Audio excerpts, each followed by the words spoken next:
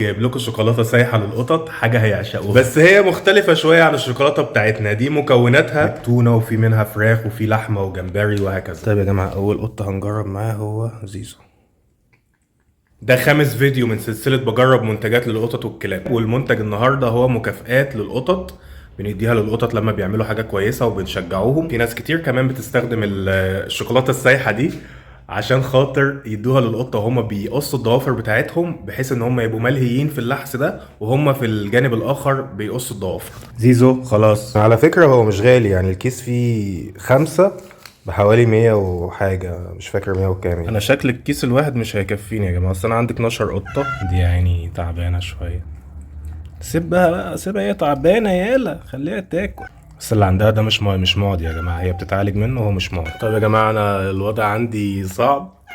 المنتج ده هتلاقوه على www.babamiao.com. ما تشتروش اي حاجه كده موجوده في السوق، لا، هاتوا المنتج ده من مكان موثوق منه. الموقع عندي بيبيع المنتج الاصلي زي بالظبط اللي انتوا شفتوه في الصوره. يا زيزو، يا لا.